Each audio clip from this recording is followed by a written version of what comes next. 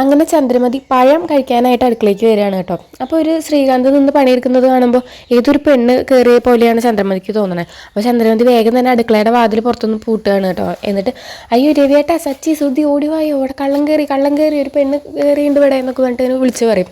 അപ്പോൾ വേഗം തന്നെ ശ്രുതി ഇറങ്ങി വരും. അതിനുശേഷം രവിയും അതുപോലെ സച്ചിയൊക്കെ ഇറങ്ങി വരും കേട്ടോ. എന്നിട്ട് ഇങ്ങനെ സച്ചി പറയും നിങ്ങളൊന്ന് മാറി, ഞാൻ പോയി നോക്കാമെന്ന് പറയും. അപ്പോൾ നമ്മുടെ രേവതി പറയും അതൊന്നും വേണ്ട, ആ പെണ്ണിൻ്റെ കയ്യിൽ വല്ല ആയുധങ്ങളൊക്കെ ഉണ്ടാവും, നിങ്ങൾ ചെന്ന് കഴിഞ്ഞാൽ അവൾ എന്തെങ്കിലും ചെയ്യും എന്നൊക്കെ പറയും. അപ്പോൾ നമ്മുടെ ശ്രുതി പറയും അതേ സച്ചി, ഇനിയിപ്പോൾ അവളുടെ കയ്യിൽ കത്തി ഇല്ലെങ്കിൽ തന്നെ അവൾ അടുക്കളയിൽ നിന്നുള്ള കത്തി എടുത്തിട്ട് നമ്മളതിനെന്തെങ്കിലും ചെയ്യും, നീ ഒന്ന് പോയി നോക്ക് പറയും. അപ്പോൾ രേവതി പറയും അപ്പോൾ എൻ്റെ ഭർത്താവ് പോകണമല്ലേ, എന്തെന്ന് എൻ്റെ ഭർത്താവിനെ പറഞ്ഞേച്ചാൽ എന്നൊക്കെ പറഞ്ഞിട്ട് ഇങ്ങനെ അവർ തമ്മിലിങ്ങനെ പറയട്ടോ. അതിനുശേഷം നമ്മുടെ സച്ചി പറയും നിങ്ങളൊന്ന് മാറിയേ, ഞാനും പോയി നോക്കാം എന്ന് പറഞ്ഞിട്ട് ഒരു വടിയൊക്കെ എടുത്തിട്ട് വരികയാണ്. എന്നിട്ട് അകത്തേക്ക് കയറി നിൽക്കുമ്പോൾ നമ്മുടെ ശ്രീകാന്ത് തിരിഞ്ഞിങ്ങനെ ലൈറ്റൊക്കെ ഓഫാക്കിയിട്ട് നിൽക്കുക കേട്ടോ. അപ്പോൾ എടി നിങ്ങൾ നീ തിരിഞ്ഞില്ലെങ്കിൽ നിൻ്റെ തലമണ്ട അടിച്ച് പൊട്ടിക്കും എന്നൊക്കെ പറഞ്ഞിട്ട് ഇങ്ങനെ പറയും കേട്ടോ.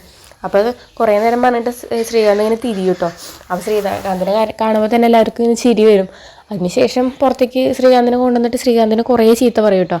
അങ്ങനെ ആ സമയത്താണെങ്കിൽ വർഷം ഇങ്ങനെ ഹെഡ്സെറ്റൊക്കെ വെച്ച് പാട്ടൊക്കെ കേട്ട് ഡാൻസ് ചെയ്ത് നിൽക്കുകയാണ്.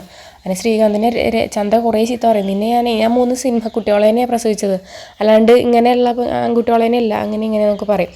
അതൊക്കെ കേട്ടിട്ട് നമ്മുടെ വർഷം വരികയാണ്. പക്ഷേ ആൻറ്റി ഞാനിത് വെറുതെ തമാശയ്ക്ക് ചെയ്തതാണെന്ന് പറയും. അപ്പോൾ രവി പറയും തമാശയ്ക്ക് നിങ്ങളുടെ റൂം വരെ ആവാം, അതിന് പുറത്തേക്ക് പോകരുത് എന്നൊക്കെ തന്നെ പറയും കേട്ടോ. എന്നിട്ട് ചന്ദ്രയും അതുപോലെ രവിയും കയറി പോവുകയാണ്.